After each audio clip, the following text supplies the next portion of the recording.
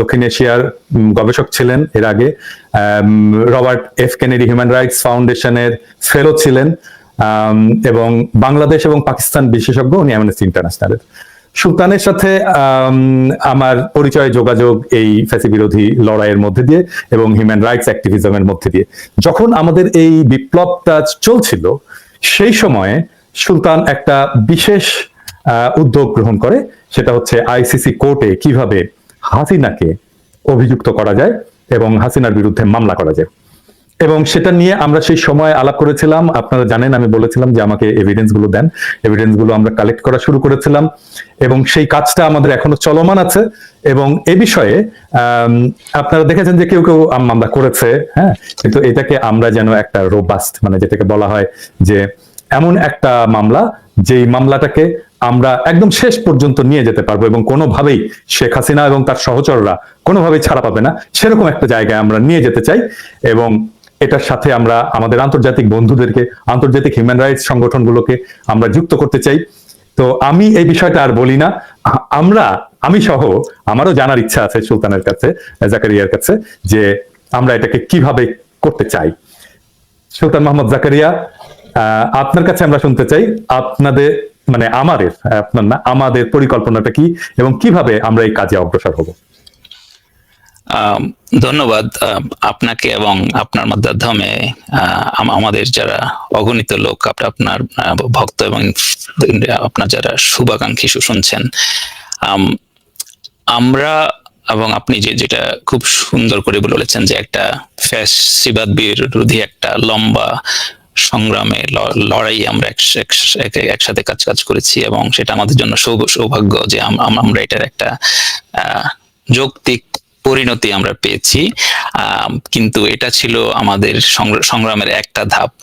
আমাদের সংগ্রামের দ্বিতীয় এবং অন্যতম যে আরো যে ধাপগুলো রয়ে গেছে সেটা হচ্ছে এই অপরাধীদেরকে বিচারের কাঠগড়ায় নিয়ে আসা এবং বাংলাদেশে যে নতুন যে একটা রাষ্ট্র গঠন করা, সেই রাষ্ট্র গঠনে আমরা যে যার জায়গা থেকে যতটুকু সম্ভব আমরা সহায়তা করা। বিচারের প্রশ্নে আমরা যখন জুলাইয়ের 3rd উইকে যখন ম্যাসাকার হলো, আমাদের শত শত বন্ধুদেরকে হত্যা করা হলো, আপনি যা জানেন যে আমরা যারা বাইরে থাকি, আমাদের জন্য দিনগুলো রাতগুলো ছিল খুবই নির্ঘুম এবং যন্ত্রণাময়। আমরা আসলেই একটা কিছু করার তাগিদ যে হোয়াট ক্যান উই ডু, আমরা কি করতে পারি।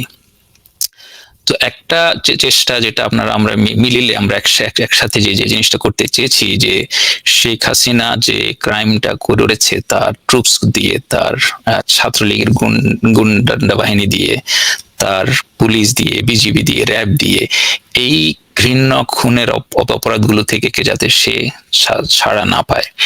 এবং তখনকার বাস্তবতায়, অর্থাৎ জুলাইয়ের 3rd উইক পর্যন্ত আমরা জানতাম যে শেখ হাসিনা বাংলাদেশ রাষ্ট্র চালাচ্ছে, জুডিশিয়ারি ইজ কম্প্রোমাইজড, এটার কোনো ইন্ডিপেন্ডেন্স নেই, এটা শেখ হাসিনার মতো করে রায় দেয়।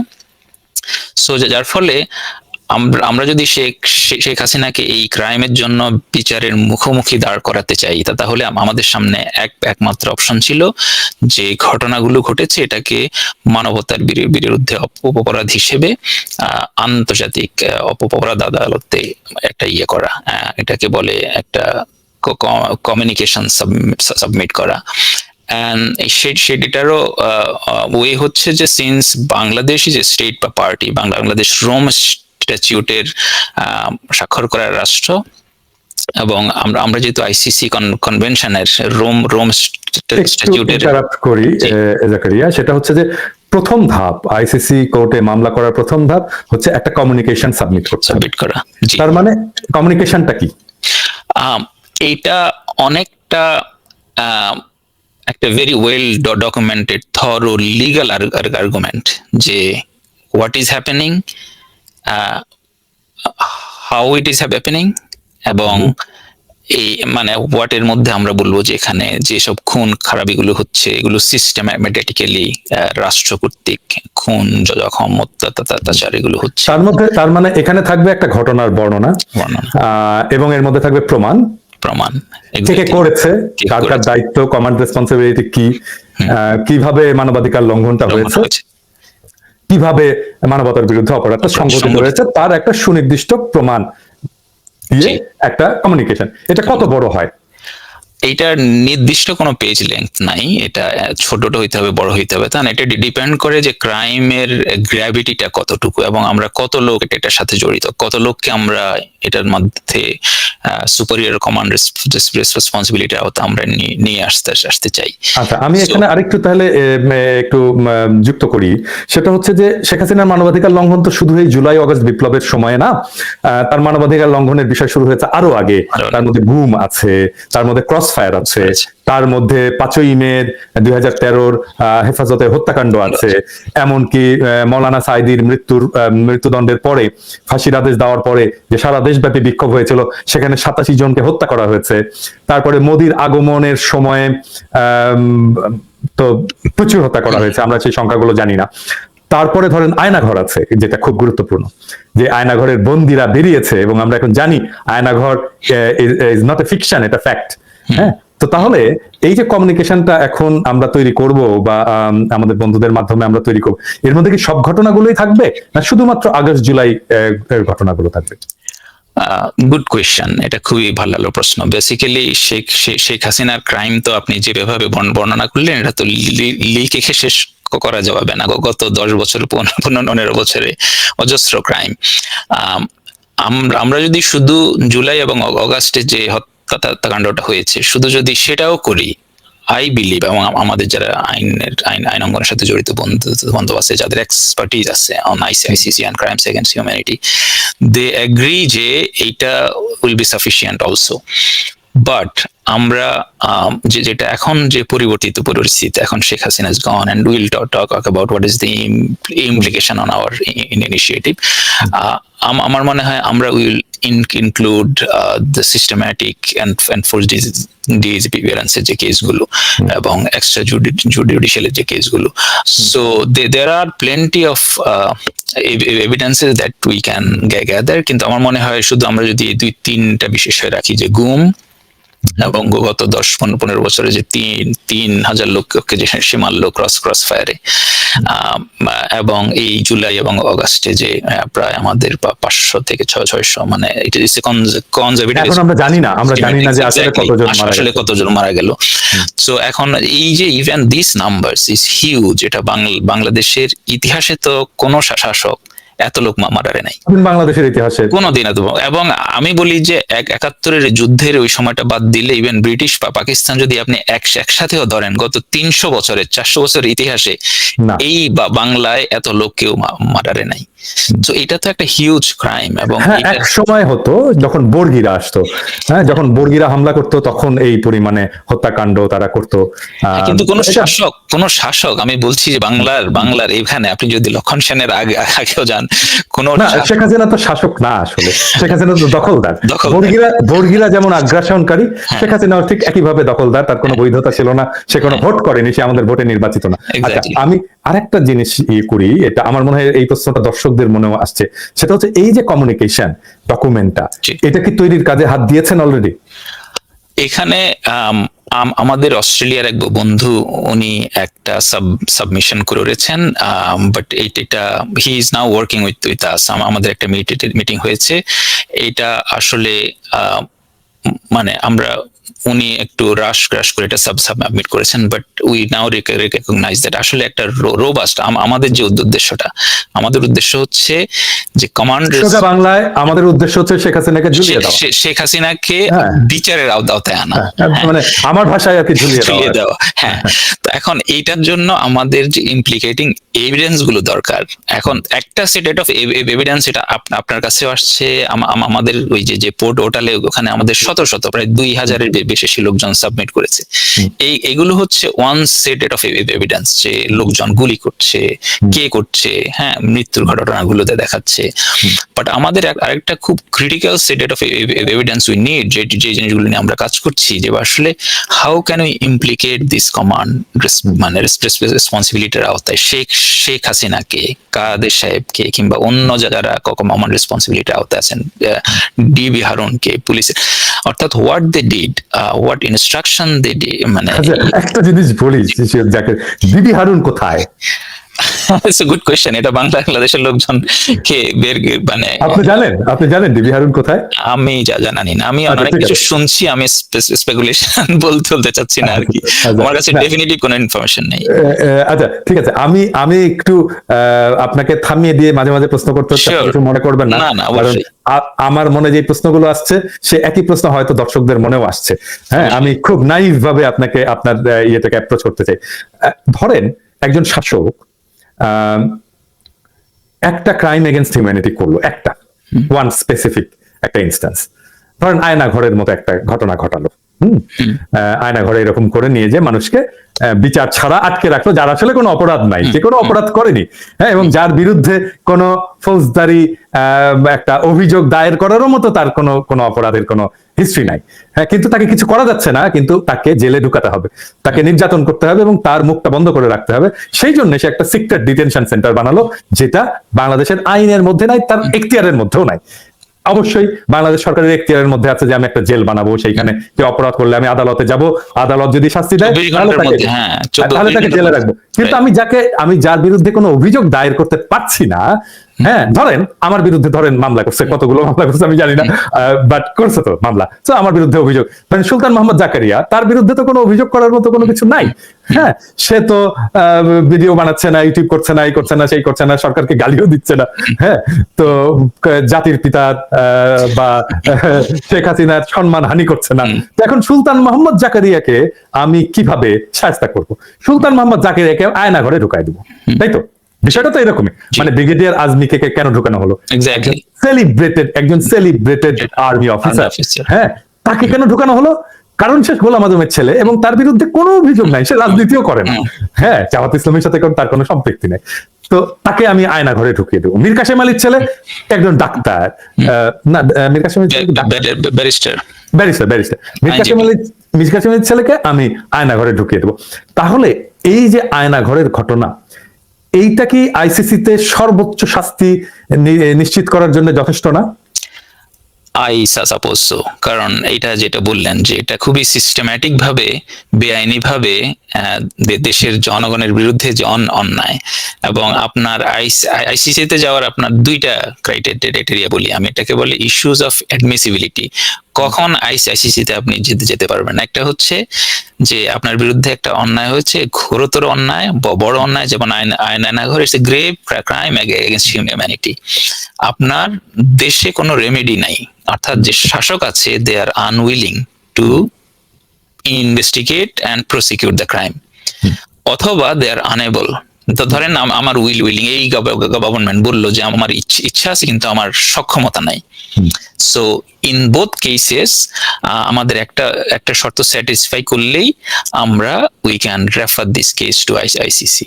তার মানে আপনি বলছেন যে আয়না ঘরের যে ঘটনা, এই আয়না ঘরের ঘটনাটাকেই শেখ হাসিনাকে আইসিসিতে ঝুলিয়ে দেওয়ার জন্য যথেষ্ট? I think so. যদি তাই হয় তাহলে আমরা প্রথমেই আইসিসিতে আয়না ঘরের ঘটনা নিয়ে আমরা কেস সাবমিট কেন করব না?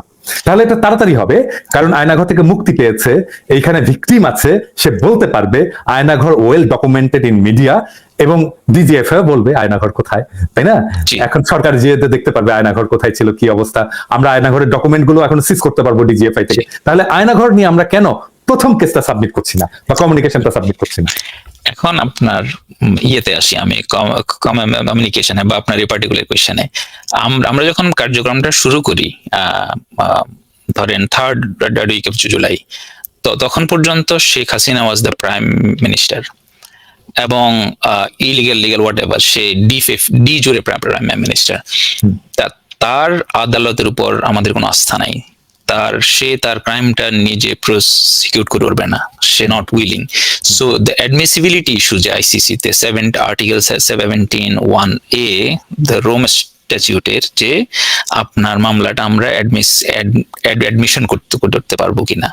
সো আইসিসির অফিস অফ দ্য প্রসিকিউটর, যেটাকে বলে OTP, they will make the determination. So that's the first condition. তখন পর্যন্ত আমাদের সামনে ওই অপশনটা হচ্ছে মেইন অপশন। এখন একটা আমাদের বিপ্লবী সরকার হয়েছে, একটা নতুন পরিস্থিতি। এখন before we make a submission to ICC, will have to work with the government of the day. এই গভর্নমেন্ট তো এখন আর বলবে না যে we are not willing to do it. এবং ওরা যদি বলে যে না আমাদের ক্যাপাসিটি ঘাটতি আছে, we have to engage them এবং বলতে হবে যে আমাদের ক্যাপাসিটি ঘাটতি আছে, দেন আমরা we can bring UN and other organization যে ওকে উইল হেল্প ইউ। এবং আমাদের যে হিউম্যান রাইটস অর্গানাইজেশন গুলোর মধ্যে আমাদের যে একটা অ্যালায়েন্স হচ্ছে, একটা কোয়ালিশন হচ্ছে, we already started working with. আচ্ছা, আমি আরেকটু ইন্টারাপ্ট করি। আমার প্রশ্নটা কিন্তু ছিল অন্য জিনিস। আমার প্রশ্নটা ছিল যে আমরা আয়নাঘর নিয়ে কেন আমরা প্রথম কমিউনিকেশনটা সাবমিট করবো না? আমরা করতে পারবো, আমরা এই কাজটা শুরু করতে পারবো, যদিও আমাদের এখন পর্যন্ত ওই ডাইরেকশনে নাই। আমি আপনার সাথে 100% একমত যে আমরা শুধু আয়নাঘর নিয়ে উই ক্যান প্রসিড। এখন আমি বলছি না আমরা অন্যগুলো ছেড়ে দেবো, যেহেতু অন্যগুলোর ডকুমেন্টেশন প্রমাণ এগুলো কালেক্ট করা অনেক ইয়ে করবো, কিন্তু আপনার আয়নাঘর অলমোস্ট রেডি। হ্যাঁ, সেই জন্য এটা নিয়ে যদি আমরা প্রথম সাবমিশনটা করি তাহলে এটা কেমন হয়? এটা আমার প্রপোজাল, আমার মনে হয় আমার দর্শকরাও হয়তো এই প্রপোজালের সাথে একমত হবে। No, absolutely, this is an excellent proposal. একটা শুধু ইস্যু হচ্ছে, এখন আমাদের আইসিসি তে কমিউনিকেশন সাবমিট করার আগে we have to engage the government of the day. Because এখানে আমার দ্বিতীয় প্রশ্ন, সরকারের সাথে কি আপনাদের আলোচনা হয়েছে? আসিফ নজরুল ভাই তো এখন আইন মন্ত্রণালয়ের দায়িত্বে, আসিফ ভাইয়ের সাথে কি আলোচনা হয়েছে? সরকারের সাথে আমরা এখন কথা বলছি, আসিফ ভাইয়ের সাথে কি আলোচনা হয়েছে? এটা মানে বিপ্লবী সরকার, জনগণের সরকার কিরকম হতে পারে সেটার একটা উদাহরণ আর কি। হ্যাঁ, রাইট। অফিসিয়ালি আমাদের অর্গানাইজেশনের সাথে কোনো আলোচনা হয় না, you know that. Unofficially, as you know, we are also কি বলে পার্ট অফ দ্য গ্রুপ, আমরা part of the group, those who are working. সেটা আসিফ ভাই জানেন, কিন্তু সরকারিভাবে আপনার মানে অফিসিয়ালি আপনি কবে কমিউনিকেট করবেন, কোনো প্ল্যান আছে? আমাদের will have a meeting this week. আমরা এটা আমাদের এখানে একজন আইনজীবীও আছেন who are working on this issues, they are working pro bono. So আমরা ওনাদের সাথে আলোচনা করে এই বিষয়গুলো নিয়ে আমরা ডিটেইল সপ্তাহে একটা আলোচনা করেছি যে how we can engage the government. So একটা মডালিটি তৈরি করা, এবং I already spoke to an adviser of the government, সেটা অফিসিয়াল ক্যাপাসিটিতে না, বাট আমরা we discuss what can be done, and I am sure that some actions at least you will see some action soon আর কি। আচ্ছা, এই আরেকটা প্রশ্ন আছে যে এই আপনার পুরো উদ্যোগের সাথে, আমি যদিও জানি, তারপরে দর্শকদের জানার জন্য, এই পুরো উদ্যোগের সাথে আন্তর্জাতিক সংস্থা, মানবাধিকার সংস্থা কারা কারা যুক্ত হয়েছে এবং আমাদেরকে কারা হেল্প করছে, এটা নিয়ে যদি দর্শকদেরকে একটু বলেন। অবশ্যই, আমরা পার্সোনালি আমাদের প্রফেশনাল নেটওয়ার্কের মধ্যে, and you know that you have been working with, বা মানে পৃথিবীর নাম করা যেসব হিউম্যান রাইটস অর্গানাইজেশন গুলো আছে, আমরা we collaborated on the different issues. So আমরা মেড রিকোয়েস্ট যে এই ধরনের আমরা একটা কমিউনিকেশন সাবমিট করব, তোমরা আমাদের সাথে পার্টনার হবে কিনা। Already we have confirmation from RFK Human Rights, which is the Robert FK Human Rights, Asia Anti-Death Penalty Coalition Asia, and CPJP, একটা organization আছে। এই তিনটা organization confirmed us that they will work with us, and a law firm connected to one of these organizations, they are also working with pro bono. I'm not going to name which law firm for a strategic reason. আমাদের সাথে Human Rights Watch, Amnesty International, Human Rights First, তারপরে FIDH, Forum Asia, bunch of global human rights organization গুলোর সাথে আমাদের কথা হয়েছে, সিভিকাসের সাথে আমাদের কথা হয়েছে, অ্যান্ড আই এম শিওর যে ওনারা একটু টাইম নিচ্ছেন ইন্টারনাল ডিসকাশনের জন্য, এবং they are very much willing to take part. আমাদের উদ্যোগ হচ্ছে এইটাতে যত বেশি সংখ্যক গ্লোবাল পার্টনারকে করা যায়, অ্যাড করা যায়, এবং যাতে করে আমাদের কমিউনিকেশনটা একটা কম্প্রিহেন্সিভ, শুধু not in terms of its content, but also in terms of the people coalition that are submitting. Exactly. আচ্ছা, এখন বলেন, দর্শকরা নিশ্চয়ই এটা জানতে চাইবে যে কবে নাগাদ আমরা কমিউনিকেশনটা সাবমিট করার প্ল্যান করেছি, কতদিন লাগতে পারে? আমাদের দুইটা সিনারিও আমরা কল্পনা করে রেখেছিলাম। একটা হচ্ছে শেখ হাসিনা প্রাইম মিনিস্টার থেকে যাবে। এখন পৃথিবীতে অনেক খারাপ লোক অনেক লম্বা সময় ধরে থাকে, সো আমাদের একটা সিনারিও ছিল যে সে হয়তো থাকবে। সেই ক্ষেত্রে আমাদের একটা ইয়ে ছিল যে will take 6 months 6 months to 1 year or more like that, because we need implicating evidences, এবং তখন এই এভিডেন্স গুলো কালেক্ট করার ক্ষেত্রে যে আমাদের রাষ্ট্রের হুইসেল ব্লোয়ার কারা, এগুলো বের করাটা অনেক সমস্যা হইতো। এই মুহূর্তে সিন্স একটা নিউ গভর্নমেন্ট আসছে, সিন্স উই স্টার্ট আমাদের government exactly, so they are our partners, we need to understand যে তাদের সাথে আমরা কিভাবে টাইমলাইনে কাজ করতে পারি। এবং অ্যাগেন আমি বলছি, এখনকার বাস্তবতায় হচ্ছে we can help the government, আমাদের যে অর্গানাইজেশন উই ক্যান হেল্প। আগে ছিল যে আমরাই এটা ইনিশিয়েট করব, এখন হবে যেটা গভর্নমেন্ট ইনিশিয়েট করবে, আমরা তাকে সাপোর্ট করব। এবং government can create a local tribunal, একটা আইন করে, can bring in UN support, যে না আমাদের এখানে ইনভেস্টিগেট করতে আমাদের এই সাপোর্টটা লাগবে। তাহলে কি আমরা যাচ্ছি না? এখন সরকারের কাছে আমাদের অপশনটা ইজ নট ক্লোজড। আমরা যদি দেখি যে এই গভর্নমেন্ট করছে না এটা, দে আর আনউইলিং অথবা they are unable for whatever reason, আমাদের কাজ আমরা চালিয়ে যাব। So we will continue to work on our communication, যেটা সাবমিশনের জন্য, but we will also work with the government. But if the government successfully এটা করে দেন আমরা ওদেরকে যত সম্ভব আমরা এটা হেল্প করব। যদি ওনারা না করে ফর হোয়াট এভার রিজন, এবং আপনি যা জানেন যেখানে অনেকগুলো ঘটনা ঘটতে পারে আননোনস, সেই ক্ষেত্রে আমরা যাতে আমাদের কাজটাকে আমাদের যে প্ল্যান মতো আমরা এগিয়ে যাই। মোদ্দা কথা হচ্ছে will not spare Sheikh Hasina or any of our criminal gang, যারা আমাদের ছাত্র ভাইদের বুকে গুলি চালিয়েছে, রক্ত ঝরিয়েছে, আমাদের ইতিহাসে নারকীয়তম হত্যাকাণ্ড করেছে। এনি মিনস, সেটা এই সরকারের মধ্য দিয়ে হোক, সেটা সরকারের বাইরে হোক, সেটা আইসিসি দিয়ে হোক, অথবা অন্য কোনো ভাবে, will bring her to justice. সে এখন পালিয়ে থাকবে কি দেশে এসে থাকবে, সেটা আমাদের জন্য মুখ্য না। গ্রেট। আচ্ছা, আমার তাহলে কি আমরা এটাকে, কারণ আমরা যখন প্রিপেয়ার করছিলাম এই মিটিং এর সময়, সে আপনি জানেন যে একের পর এক ফোন আসছিল, এবং মানুষের যে উদ্বেগ যে হাসিনা কি পার পেয়ে গেল, হ্যাঁ, তো এই উদ্বেগটা থাকবে, এটা স্বাভাবিক আমি মনে করি। তো আমরা কি বলতে পারি যে আমরা মাস তিনেকের মধ্যে একটা কমিউনিকেশন সাবমিট করতে পারবো আইসিসিতে, আয়নাঘর নিয়ে স্পেসিফিক্যালি?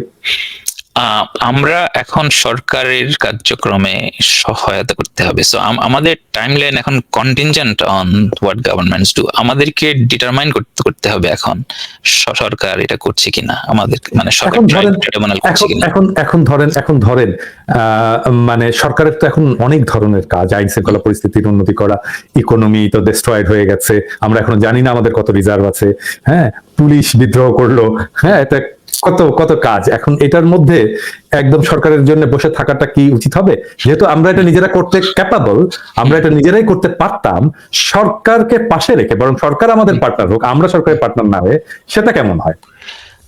সেটা আমরা করতে পারতাম যদি না আইনি একটা নতুন বাস্তবতা তৈরি না হতো। 5ই আগস্টের পরে নতুন একটা আইনি বাস্তবতা তৈরি হয়েছে, যে এখানে আমাদের আর্টিকেল 17(1)(a) কে স্যাটিসফাই করতে হবে, যে অ্যাডমিসিবিলিটি। আর্টিকেল 17(1)(a) হচ্ছে রোম স্ট্যাটিউটের, যে office of the prosecutor, OTP তে যখন আমরা একটা কমিউনিকেশন সাবমিট করব, তখন দে উইল ডিটারমাইন যে এই কেসটা তারা প্রসিড করবে কিনা, এই কেসটা তারা অ্যাডমিট করবে কিনা। অ্যাডমিশনের ক্রাইটেরিয়া হচ্ছে দুইটা, যে স্টেট বা পার্টি, অর্থাৎ বাংলাদেশ যেহেতু member, they are unwilling to investigate this crime এবং প্রসিকিউট দিস ক্রিমিনালস, অথবা they are unable to investigate this crime, অথবা ওকে, আমি যেটুকু বুঝলাম যে এই বাস্তবতায় বাংলাদেশ সরকারকে, বাংলাদেশ যদি এটা হাসিনা থাকতো তাহলে আমরা এটা ইনিশিয়েট করতে 3 পারতাম। মাসের মধ্যেই আমরা এটা সাবমিট করতে পারতাম। এখন যেহেতু সরকার নিয়েছে, সো এখন এই সরকার এবং যেহেতু আমাদের এই সরকার, সো এই সরকারকেই আসলে এই কাজটা ইনিশিয়েট করতে হবে। তাহলে আমাদের সরকার যদি তাদের কমিটমেন্ট থেকে রিট্রিট করে, then we still have a case, এবং আমরা এই জিনিসটা নিয়ে কাজ করছি। তাহলে আমাদের কাজ হচ্ছে সরকার কত দ্রুত এই কাজে হাত দেয় সেটার জন্য আমাদের চাপটা অব্যাহত রাখা এবং সরকারকে যত ধরনের টেকনিক্যাল সাপোর্ট দিয়ে দেওয়া যায় সেটা ইউএন। আরেকটা প্রশ্ন, এটা সরি ইন্টারাপ্ট, আরেকটা প্রশ্ন, শাস্তিটা কি হতে পারে? সর্বোচ্চ শাস্তি কি? সর্বোচ্চ শাস্তি আপনি আন্তর্জাতিক আদালতের যেগুলো ক্রাইমস এগেইনস্ট হিউম্যানিটির কেস, আমি যেটা এক্সপেক্ট করি রিজনেবলি ভেরি লেংদি সেন্টেন্স, আমরা যেগুলোকে যাবজ্জীবন বলি বিষয়গুলো, মানে ওটা হচ্ছে বেসিক্যালি দ্য থ্রেশহোল্ড আর কি, এর বাইরে, কারণ ওখানে তো আর মৃত্যুদণ্ডের কোনো বিধান নাই। So they can get the maximum sentence given আমরা এটাকে কতটুকু মাত্রা এটাকে প্রুভ করতে পারি, কত কাউন্টে তাকে শাস্তি দিয়ে দেওয়া হয়, কত ধরনের অপরাধ সে করে উঠেছে। So it can be amplified. কোন লোক ধরেন 1000 বছর শাস্তি পেতে পারে, সে তাকে সাজাটা কোথায় কাটাতে হবে? এগেইন এটা যদি রাষ্ট্র নিজে না করে, যদি আন্তর্জাতিক ক্রিমিনাল ট্রাইব্যুনাল করে, তাহলে ওই ব্যক্তি যদি পলাতক থাকে অন্য কোনো রাষ্ট্রে, ওই রাষ্ট্র যদি আইসিসি সিগনেটারি হয় বা পার্টি হয়, তাহলে ওই রাষ্ট্র তাকে গ্রেফতার করতে হবে এবং আইসিসির জুরিসডিকশন মতো তার সাজা নিশ্চিত করবে। কিন্তু তার মানে যে আমরা যেহেতু জানি যে আইসিসি সিগনেটারি ইন্ডিয়া না, তাই তো? ইন্ডিয়া যদি সিগনেটারি হতো তাহলে সাজা হলে ইন্ডিয়াকে অ্যারেস্ট করে ইন্ডিয়ার তিহার জেলে পাঠিয়ে দিতে হতো, তাই না? পাঠিয়ে দিতে হতো, রাইট। তো এখন ইন্ডিয়া তো সিগনেটারি না, রাইট। এখন সেটা একটা ওর জন্য একটা এসকেপ, এবং সেই যে জন্য আমার মতে সে যদিও বলছে যে অমুক দেশে যেতে চায় তমুক দেশে যেতে চায়, বাট আপনি জানি যে সে আসলে ওই দেশগুলোতে যাবে না, যে এখানে তার এই বিচার ফেস করার ঝুঁকি আছে। কারণ সে ইন্ডিয়াতেই থেকে যাবে, যেভাবেই হোক সে টাইলেন্ডে করে ইন্ডিয়া বা বেলারুশে থাকবে, বা সে হয়তো নর্থ কোরিয়াতে যাবে, যে এখানে যেখানে আইনের। আরেকটা জিনিস বলি, ধরেন নাজি যে অফিসারদেরকে আমরা তো জানি, আইকম্যানের কথা জানি, আইকম্যানকে আর্জেন্টিনা থেকে ধরে এনেছিল, ধরে মানে তাকে আসলে গুম করে নিয়ে আসছিল ইসরায়েলের গোয়েন্দা সংস্থা। তো আমরা যদি হাসিনাকে এভাবে তুলে আনতে পারি আমাদের তাহলে কি আইসিসি তাকে গ্রহণ করবে? Why not? আমার কথা হচ্ছে আইসিসি তো দেখবে না যে আপনি তাকে কেমনে আনছেন, কথা হচ্ছে সে তাকে কোথায় পাওয়া যায়, দ্যাটস দ্য মুখ্য বিষয়। কোন প্রক্রিয়ায় পাওয়া গেল সেটা তো আবার অন্য আর কি, অন্য লিগে গেলে। আমাদের ভিডিও ডেফিনেটলি হাসিনা দেখবে, তো আমরা এই ভিডিওর মাধ্যমে হাসিনাকে বলতে চাই যে সে ব্ল্যাক ক্যাট বা যেই পাহাড়াতেই থাকুক না কেন ইন্ডিয়াতে, আমরা হাসিনাকে ধরে আনবো, যেভাবে হোক আমরা হাসিনাকে ধরে আনবো। আমাদের এটা করতেই হবে। আর আমরা চাইবো বেসিক্যালি যে ভারত সরকারের সুবুদ্ধির উদয় হবে, এবং ভারত সরকার বাংলাদেশের জনগণের প্রতি সম্মান দেখিয়ে, কারণ ভারতের সাথে এখন আমাদের একটা প্রত্যর্পণ, মানে আসামি প্রত্যর্পণ চুক্তি আছে, এটা শেখ হাসিনাই করেছে। তো এখন ওই চুক্তির আওতায় আমাদের সরকার এখন শেখ হাসিনা একজন অপরাধী হিসেবে তার কাছে, ভারতের কাছে চাইতে পারে যে তুমি আমার, এটা হচ্ছে আমার অপরাধী, sentence in a court of law. একটা প্রবাদ আছে না যে পরের জন্য কুয়া খুললে নিজেই যে পড়ে, এটা তার বোধহয় এরকম হলো। আচ্ছা, ফাইনালি আরেকটা প্রশ্ন আছে, আমরা কি এই মামলায় এই যে ওই যে একটা পোলা আছে না, কুত্তা নিয়ে বসে থাকে, কুত্তাটা কিন্তু সুন্দর আছে, তো ওরে কিছু করা যায় না? না, আমি এখানে ধরেন আমি ফোকাস করতে চাই, মানে আমরা শুধু ফোকাস করতে চাই যে কমান্ড রেসপন্সিবিলিটির আওতায়, অর্থাৎ যারা এখানে এই অপরাধগুলোর আদেশ নির্দেশ দিয়েছে বা দেওয়ার মতো ক্ষমতায় ছিল, যদি কোনোভাবে XYG অন্য যে কোনো ব্যক্তি এটার মধ্যে পড়ে, যে উনিও সক্রিয়ভাবে অংশ নিয়েছে নির্দেশনা দেওয়াতে, এখন সেটা এটা দেখতে হবে যে তার এখতিয়ার ছিল কিনা। হ্যাঁ, এখন সেটা যেমন একটা একটা বড় জিনিস তো বিষয়। বলতে পারি যে ইন্টারনেট শাটডাউন করে জেনোসাইডকে ঢাকার চেষ্টা করা, মানে ইন্টারনেট কেন শাটডাউন করা হয়েছে, এটা প্রথমত একটা মানবাধিকার লঙ্ঘন, লঙ্ঘন। এবং তার অবজেক্টিভ ছিল যে আমি এই জেনোসাইডটা করব এবং এটা আমি দুনিয়াকে দেখতে দেব না। হ্যাঁ, এবং এইটাই যে শাটডাউন করেছে সেটার সেই মন্ত্রণালয়ের উপদেষ্টা তো জয়। এখন উপদেষ্টা is a very technical term, মানে উপদেষ্টা আপনাকে উপদেশ দিতে পারে, কিন্তু আপনি শুনবেন কিনা এটা তো আপনার উপর। কারণ উপদেষ্টা ডাইরেক্ট চেইন অফ কমান্ডের মধ্যে পড়বে কিনা, I'll have to check, but it's a good question. আমার হান্স হচ্ছে it will be difficult to pin him down, because advisory roles are advisory roles, he can always defend যে ধরা যাক, আমি বলি একটু যে মানে একটা কাজ করা তো একটা মুখে মুখে হয় না, একটা তো নোট চালাচালি হয়, সেক্রেটারি আমলাতান্ত্রিক ব্যুরোক্রেসিতে কিভাবে কাজ করে। হ্যাঁ, ধরেন মানে পলক না ওর নাম, জি পলক যেই নোটটা দিয়ে এটা এক্সিকিউট করলো, তাকে একটা নোট ইনিশিয়েট করতে হয়েছে, একজন ডেস্ক অফিসার ইনিশিয়েট করছে, সেইখানে তাকে লিখতে হয়েছে। হ্যাঁ, এবং আই এম প্রিটি শিওর ওইখানে সে লিখছে মাননীয় উপদেষ্টার সাথে এই বিষয়ে আলাপ হয়েছে, তিনিও সম্মতি দিয়েছেন। এরকম একটা কথা যদি থাকে তাহলে তো মানে এইখানে একটু ট্রিকি এটাতে। ধরেন এখন গভর্নমেন্ট সিস্টেমে তো উনি মাননীয় উপদেষ্টার কথা শুনতে বাধ্য নন, so he had to take actions on his own. এখন উপদেষ্টার কথা শুনতে উনি বাধ্য নন, কারণ না না না না না, আমি আবার একটু জিনিসটা বলি, বুঝে বলি। ধরেন ধরেন আমি পলক, তো এখন আমি ইন্টারনেট বন্ধ করে দেবো। তো এখন আমি যদি ইন্টারনেট বন্ধ করে দিই, তাহলে তো আমি বললাম এই ইন্টারনেট বন্ধ করে দাও, এটা তো হবে না, তাই না? এটা প্রসেস, একটা সিস্টেম, একটা ব্যুরোক্রেটিক সিস্টেম তো আছে। ব্যুরোক্রেটিক সিস্টেমটা কি? একটা নোট ইনিশিয়েট করবে একজন ডেস্ক অফিসার, যে এই কারণে এটা যায়, তারপরে এটা উপরে যাবে, ডেপুটি সেক্রেটারি হয়ে মন্ত্রীর কাছে আসবে। হ্যাঁ, মন্ত্রীকে একটা নোট দিতে হবে। নোট দিয়ে যদি তার অনুমোদনের ক্ষমতা থাকে তাহলে সে অনুমোদন করে দেবে, যদি না থাকে তাহলে নোট দিয়ে সে ফরওয়ার্ড করে দেবে সেটা তার অথরিটির কাছে, প্রাইম মিনিস্টারের কাছে বা যার কাছে। এখন সেই নোটের মধ্যে এটা বাংলাদেশের যেটা কালচার, হ্যাঁ আমি তো দেখছি এই জিনিসগুলো, বাংলাদেশের যেটা কালচার, ও নিজের গাটা বাঁচায় আর কি।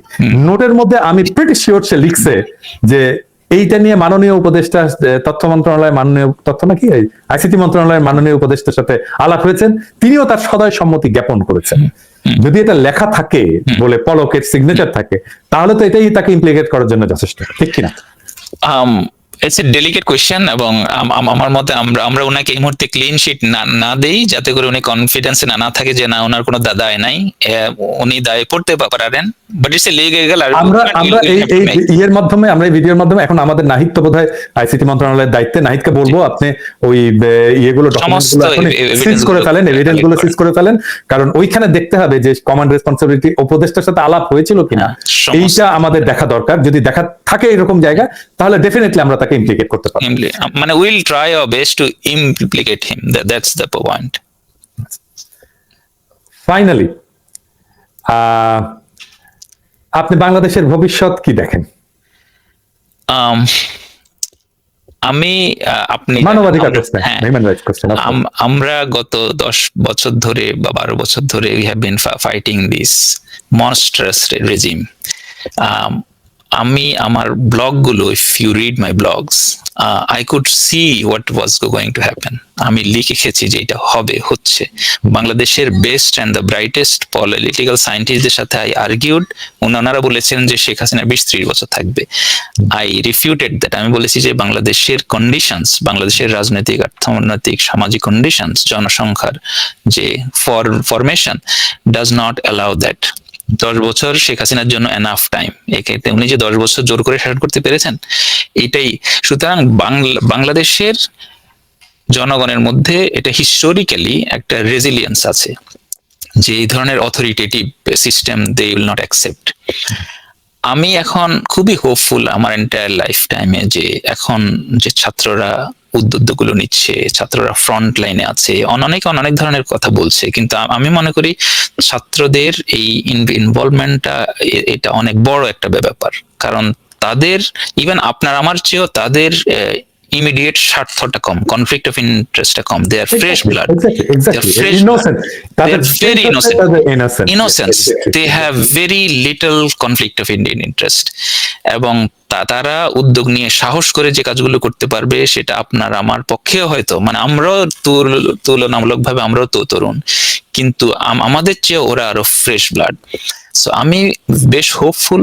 আমি আমার সম্প্রতি একটা সোশ্যাল মিডিয়া পোস্টে বলেছি আমাদের এই বিপ্লবের, এই নিউ বাংলাদেশের 3টা স্তম্ভ, এবং এটাকে আমাদেরকে সুরক্ষা করতে হবে। একটা স্তম্ভ আমাদের ছাত্র জনতা, যারা এটাকে সফল করেছে, এইদের সংগঠনটা, আমাদেরকে এদের সংগঠনটা প্রসপার করার, বড় হওয়ার, সংগঠিত হওয়ার সমস্ত ভাবে হেল্প করতে হবে, কারণ এরাই হবে আমাদের নতুন বাংলাদেশের বিপ্লবের ভ্যানগার্ড, এবং এদেরকে আমরা যাতে হেল্প করি সর্বতভাবে, এটা হচ্ছে আমাদের মেইন স্তম্ভ, মানে একটা মূল স্তম্ভ। এটা যদি ধসে যায় তাহলে আমরা বিপদে পড়বো। দ্বিতীয় স্তম্ভ আমাদের সামরিক বাহিনী। একটা রাষ্ট্রে সংগঠিত, সবচেয়ে সংগঠিত, মানে যার ফায়ার পাওয়ার বলেন, অর্গানাইজেশনাল ক্যাপাসিটি বলেন, আমাদের মতো দেশগুলোতে সবচেয়ে সংগঠিত ফোর্স হচ্ছে আর্মি। আপনি দেখেন মিলিটারি শুরুর দিকে গুলি করছিল কিছু অফিসার, কিছু বিচ্যুত হয়ে যাচ্ছিল, এবং আমাদের সামনে পৃথিবীতে নজির আছে যে মিলিটারি যদি একটা দুর্বৃত্ত শাসককে রক্ষা করতে চায়, হাজার হাজার লোক হত্যা করে হলেও একটা শাসক বেঁচে যেতে পারে। সো আমাদের military played a very significant role. ওরা আমাদের পক্ষ নেয় নাই, কিন্তু ওরা ছাত্র জনতার বুকে যে গুলি চালাবে না, এই যে সাহসটা করলো, যে এই যে সাহসটা করে শাসকের মুখের উপর বললো যে না, will not kill our brethren anymore, will not shed anymore blood, এটা আমাদের বিপ্লবকে সম্ভব করেছে, সম্ভব করেছে। The moment they said that no, will not shoot at our people anymore, that's a fundamental shift in the game. So এইটাকে আমাদেরকে ধরে রাখতে হবে। আমাদের মিলিটারি বিরুদ্ধে আপনিও বলেছেন, আমিও সোশ্যাল মিডিয়াতে যখন তারা ইনিশিয়ালি তারা শুট করছিল, আমরা ওদের বিরুদ্ধে লিখেছি, সবাই মিলে আমরা একটা চাপ সৃষ্টি করেছি, আমাদের বন্ধুরা মিলে আমরা ইউএনএ চাপ সৃষ্টি করেছি। অর্থাৎ একটা কম্বিনেশন অফ ফোর্স, আমরা দেশের বাইরে আমাদের যে বন্ধুরা আছে সবাইকে মিলে একটা চাপ সৃষ্টি করেছে। ফাইনালি মিলিটারিতে কুল হেডস প্রিভেইলড, একটা ভালো সিদ্ধান্তরা নিয়েছে যে আমরা আমাদের জনগণের উপর গুলি চালাবো না। সো এইটা মিলিটারি যেহেতু জনগণ, মানে একটা দেশের সংগঠিত force, they have the arms and weapons and everything, they have to guard this revolution. ওরা আমাদের বিপ্লব রক্ষা করা, নতুন বাংলাদেশ গড়ার দ্বিতীয় স্তম্ভ। আপনি যাই বলেন, পৃথিবীর ইতিহাসে কোনো বিপ্লব সংগঠিত হয় নাই মিলিটারির সক্রিয় বা নিষ্ক্রিয় সমর্থন ছাড়া। সো এদেরকে আমাদের লাগবে। সো মিলিটারিকে মোরাল ঠিক রাখা, ওখানে কিছু দুষ্কৃতিকারী সাবোটাজ করা ট্রাই করবে, এটা আমাদেরকে রেজিস্ট করা, সার্বক্ষণিক রাখা, চোখ রাখা, এদেরকে সাপোর্ট দিয়ে যাও, এরা যাতে আমাদের বিপ্লবের প্রোটেক্টর হয়। তৃতীয় স্তম্ভ আমি যেটা বলি, সেটা হচ্ছে আমরা উই আর ভেরি লাকি যে আমাদের প্রফেসর মোহাম্মদ ইউনূসের মতো একটা লোককে আমরা এই সময়ে বাংলাদেশকে নেতৃত্বে পেয়েছি। ওনার অনেক সমালোচনা আছে, অনেক কিছু আছে, বাট এটা আমি ওনার সমালোচকরাও এক বাক্যে স্বীকার করবেন, বর্তমান বিশ্বে যত শাসক আছে এদের যদি আমরা র্যাঙ্ক করি, সম্মানের দিক থেকে ডক্টর ইউনূস এক নম্বরে। এটা একটা অসাধারণ বিষয়। বাংলাদেশের শাসক এমন একজন গ্লোবালি রেসপেক্টেড, যেটা বললাম এটা আনপ্রেসিডেন্টেড। যদি বিশ্বের 200 কাছাকাছি দেশ আছে, সব দেশের রাষ্ট্রপ্রধানদের যদি সম্মানের দিক থেকে আমরা র্যাঙ্ক করি, উনি থাকবে টপ। প্লাস ওনার রাজনৈতিক বোঝাপড়া, ওনার রাষ্ট্র সমাজ, রাষ্ট্রযন্ত্র সম্পর্কে ওনার জ্ঞান, বোঝাপড়া, এগুলোর সমস্ত কিছুর সুবিধা আমরা নিতে পারবো। এবং বড় বিষয় হচ্ছে উনি এখন at the fag end of his life, ওনার 84 ইয়ার্স অফ এজ, ওনার হারানোর কিছু নাই, পাওয়ারও কিছু নাই। উনি যে সম্মান সারা পৃথিবীতে পেয়েছেন, বাংলাদেশের মতো রাষ্ট্রের এক্সিকিউটিভ হেড হওয়া না হওয়াতে এই সম্মান বাড়বেও না, কমবেও না।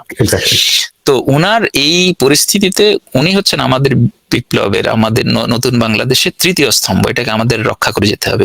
ওনাদের অনেক ভুল থাকবে, ত্রুটি থাকবে, এটা আমরা বলবো, সমালোচনা করব, কিন্তু ওনাদেরকে আমরা এই 3টা স্তম্ভকে আমি বলি যে চতুর্থ স্তম্ভ হচ্ছে আমরা সবাই মিলে আমাদের এই 3 স্তম্ভ যদি ঠিক রাখি, নতুন বাংলাদেশে যে সংস্কারগুলো প্রয়োজন, মানবাধিকারের প্রশ্নে, আমাদের প্রতিষ্ঠানগুলো যেভাবে সংস্কার করা দরকার, আমাদের সংবিধানটাকে যেভাবে নতুন করে লেখা দরকার, আমাদের পুরো ইনস্টিটিউশনাল আর্কিটেকচারটা আমরা যেভাবে বদলানো দরকার, আমাদের সামাজিক ভ্যালুস গুলো নিয়ে আমাদের যেভাবে কাজ করা দরকার, আমাদের শিক্ষা, আমি দেখি যে সবচেয়ে বড় ইন্টারভেনশনের জায়গা যে আমরা আগামী 2-3 প্রজন্মকে আমরা কিভাবে শিক্ষিত করব, কি ধরনের values, social values, cultural values, এগুলো রিভিজিট করা যে আমরা কোথায় ল্যাকিং, হোয়াই আমাদের মতো একটা দেশ, মুক্তিযুদ্ধের মধ্য দিয়ে অর্জন করা দেশ, লক্ষ লক্ষ লোক প্রাণ দিয়ে যে দেশ স্বাধীন করলো, দুর্নীতিতে 1 নাম্বার হবে বা 2 নাম্বার হবে, 3 নাম্বার হবে, what went wrong, we have to understand. এবং আমি মনে করি এই জায়গাতে আমাদের ক্রিটিক্যাল যেসব রিফর্ম, এই যে কালচারাল ফ্রন্টে, শিক্ষা সাংস্কৃতিক ফ্রন্টে আমাদের মেজর কাজ করা দরকার।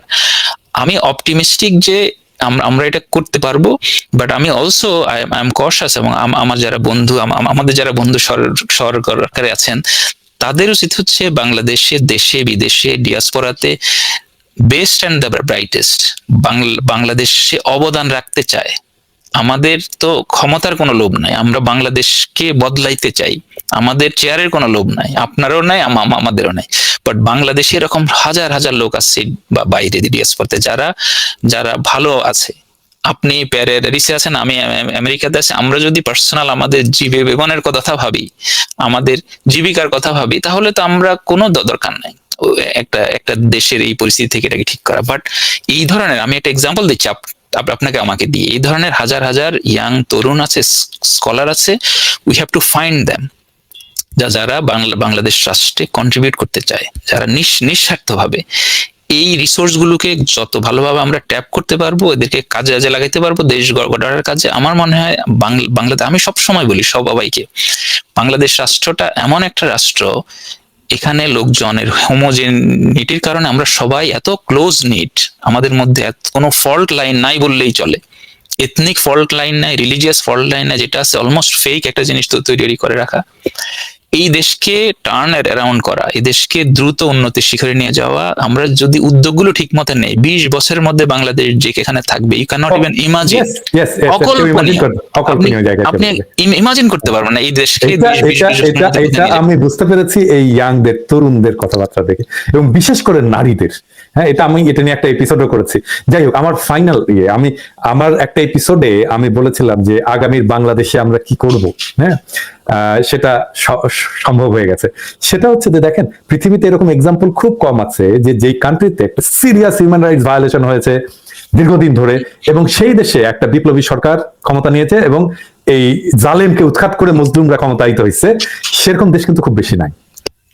তো বাংলাদেশ হিউম্যান রাইটস ভায়োলেশনের একটা খুব চমৎকার জায়গা, যেখানে এটা কেস স্টাডি, এখানকার ডকুমেন্টেশন, হ্যাঁ, এই কাজগুলো করার জন্য একটা খুব ভালো জায়গা। এবং আমাদের দেশে হিউম্যান রাইটস অর্গানাইজেশন নাই, এবং আমাদের দেশে কেন আন্তর্জাতিক হিউম্যান রাইটস সংগঠনগুলো তাদের অফিস করবে না?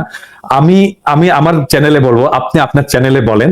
যেটা করতে পারে বাংলাদেশ সরকার, সেটা হচ্ছে যে তাদেরকে উৎসাহিত করার জন্য তাদেরকে সরকারি স্পেস দেবে, তাদের ইলেকট্রিসিটি ফ্রি করে দেবে, এবং যারা কাজ করতে আসবে হিউম্যান রাইটস অর্গানাইজেশনে তাদের আয়টাকে ট্যাক্স ফ্রি করে দেবে। হ্যাঁ, এই ইনসেন্টিভ যদি দেওয়া হয়, আমার বিশ্বাস যে অনেক হিউম্যান রাইটস অর্গানাইজেশন তার অফিস খুলবে, এবং আমাদের দেশে যে serious long standing human rights violation আছে সেগুলো ডকুমেন্টেশন করবে। কি মনে হয় আপনার? Absolutely I can't agree. তাহলে আপনি এবং আমি একসাথে কি আমাদের সরকারকে, আমাদের নিজেদের সরকারকে এই প্রস্তাবটা দিতে পারি, এবং আমরা আমাদের লাইনে ডেফিনেটলি আমরা হিউম্যান রাইটস অর্গানাইজেশন গুলোকে বলবো যে তোমরা বাংলাদেশে অফিস খোলো, তোমাদের কাজ শুরু করো তোমাদের বাংলাদেশে, এবং আমরা সরকারকে বলবো যে তোমরা এইভাবে হিউম্যান রাইটস অর্গানাইজেশন গুলোকে প্রণোদিত করো, আর কি উৎসাহিত করো যেন তারা এখানে অফিস খোলে। অ্যাবসলিউটলি, কারণ এটা আপনি যেটা বলেছেন একটা ফ্যাসিনেটিং একটা অ্যাসপেক্টস, এবং আই লাইক দিস আইডিয়া। কারণ দিন শেষে দেখেন, আমি লোকজনের এই এক্সাম্পলটা সবসময় দিই যে আপনাকে আমি 3 বেলা বিরিয়ানি খাওয়াবো, দ্য ফাস্টেস্ট অ্যান্ড মানে the finest biryani in the country, কিন্তু আমি আপনাকে জেলখানায় রাখবো, আর আমি আপনাকে মুক্ত করে ছেড়ে দিব, আপনি আপনারটা বুঝে খাবেন, আপনি ডাল খান, ভাত খান, which one you will choose? এই যে ফ্রিডমের যে এটা ইনেট, আমাদের প্রাইমোরিয়াল ইনস্টিংক্ট, আমাদের ইনেট সহজাত, যে মানুষ মুক্ত, আপনি তাকে ডিসিপ্লিন করবেন, জোর করে করবেন, এটা কেউ আনতে চায় না। তো আমাদের নতুন বাংলাদেশটা হোক যে আমাদের হিউম্যান ডিগনিটি, আমরা মানুষ, পরিবেশ, প্রতিবেশ। আমি তো আমাদের পৃথিবীতে সকল কিছুরই প্রাণ আছে। তো আমরা এমন একটা মানবিক ব্যবস্থা গড়ে উঠুক যেখানে আমাদের প্রত্যেকটা মানুষের মানবিক মর্যাদা, ডিগনিটি, এটাকে আমরা সম্মান করব। সে তার উদ্যম দিয়ে, কর্ম দিয়ে যাতে সে তার সেরাটা বের হয়ে আসে, এই জন্য একটা এনেবলিং এনভায়রনমেন্ট আমরা তৈরি করব। সেখানে কেউ ভয় পাবে না লিখতে, সেটা তো একেবারে ফান্ডামেন্টাল। আপনি চিন্তা করে দেখেন শেখ হাসিনা দেশটাকে কই নিয়ে গেছে। সোশ্যাল মিডিয়াতে আপনার পোস্টে একটা লাইক দিবে, সেইটা নিয়েও তাকে দুইবার ভাবতে হয়েছে যে আমি লাইক দিব কিনা। এই যে একটা টেরোরাইজেশন অফ দ্য এন্টায়ার পপুলেশন, এই জন্য তো শেখ হাসিনার 100 বছরের হওয়া উচিত, সাজা হওয়া উচিত। তো আমাদের দেশের এটা মানানে না, মানে আমরা চাই যে মানুষ ডিগনিটি নিয়ে, মর্যাদা নিয়ে, সামাজিক সম্পর্কগুলোকেও নষ্ট করে দিচ্ছে। যেমন আমার এক কাজিন, সে তার হাজবেন্ডের সাথে আমি দেশের নাম বলতেছি না, ইউরোপের এক দূতাবাসে থাকে। আমি হঠাৎ করে ফেসবুকে দেখতেছি যে ও প্যারিসে ছবি দিচ্ছে আর কি। হ্যাঁ, তো আমি মাকে ফোন করে বললাম যে মা, ও কি আসছে নাকি প্যারিসে? আমি বললাম হ্যাঁ আসে। আমাকে ফোন দিল না একটা, যে দাদা আমি আসছি, এরকম তোমার সাথে দেখা করতে। মানে আমার কাজিন আমাকে ফোন দিচ্ছে না ভয়ে, যে তাকে আবার কি করে, তার হাজবেন্ডের চাকরি চলে যায় কি। হ্যাঁ, তাহলে চিন্তা করতে দেশটাকে কোন জায়গায়, রেইন অফ টেরর। এখন এই যে স্কাউন্ড্রেল গুলো ইন্ডিয়ায় বসে এগুলো করছে, এগুলোর বিরুদ্ধে তো আমরা সোশ্যাল মিডিয়াতে অ্যাক্টিভ, এবং এদেরকে আমরা বলা উচিত। এবং আমাদের জনগণকে, আমি এখন বাংলাদেশের সকল জনগণকে আমার একটা আহ্বান, দুইটা একটা মেসেজ। একটা হচ্ছে, এটা আমাদের নতুন বাংলাদেশ, আপনি আপনার অধিকার নিয়ে, মুক্ত অধিকার নিয়ে এই সরকারের সমালোচনা করবেন, সরকারকে অ্যাকাউন্টেবল করবেন, জবাবদিহি করবেন। বাট একই সাথে আপনাদেরকে যারা 10-15 বছর একটা নিকৃষ্ট স্বৈরাচারী শাসনে বন্দী করে রেখেছে, এইটার মধ্য দিয়ে আমরা কোনোভাবে এদেরকে যাতে পুনরুজ্জীবিত হওয়া বা পুনর্বহাল না হয়, এদেরকে আমরা কনস্ট্যান্টলি ইয়ের মধ্যে রাখবো, যে না, আমরা আমাদের স্বাধীনতা এনজয় করছি, আমরা সরকারের সমালোচনা করছি, এটা আমাদের সরকার, আমরা সমালোচনা করছি, আমরা এটাকে ঠিক করব, but keep stay away from আস। তোমরা আমাদের এখন এলাই না, তোমরা এলাই হবা কিনা আমরা এখনো জানি না। তোমাদের ক্রাইমের বিচার হবে, তোমাদের পরিশুদ্ধতা কতটুকু হবে, তোমাদের আত্মবিশ্লেষণ কি হয়েছে বা হবে, আমাদের সাংগঠনিক কিভাবে তোমরা কি করবা, এইসব কিছু না জানার আগ পর্যন্ত you can not work in Bangladesh. আপনি নাজিজমকে যেভাবে ব্যান করেছে ইউরোপে, why did you do that? Because that's a disease to the society. আপনি সোসাইটিতে এই ধরনের একটা ফ্যাসিস্ট আইডিওলজি আপনি রান করতে দিবেন কিনা, এটা বাংলাদেশের জনগণকে ডিসিশন নিতে হবে। হোয়াইল সেইং দ্যাট, যাতে আমরা আমাদের স্পেসটাকে এই ফ্যাসিস্টদেরকে দূরে রাখতে গিয়ে আমরা আমাদের স্পেসটা বন্ধ করে না দিই, সেটাও আমাদেরকে খুব সতর্কতার সাথে, যে আমরা we have to keep criticising hour government. আমাদেরকে বলতে হবে যে তোমরা ভুল করছো, এর মধ্য দিয়ে। আজকের এপিসোডে এটা বলেছি, আমি জানি না আপনি দেখেছেন কিনা, আমি বলছি একটা শ্যাডো ক্যাবিনেট আমি তৈরি করব, যেখানে আমি সারা সব সেক্টরের এক্সপার্টদেরকে সারা পৃথিবী থেকে নিয়ে এসে আমরা কনস্ট্রাকটিভ ক্রিটিসিজম করে যাব।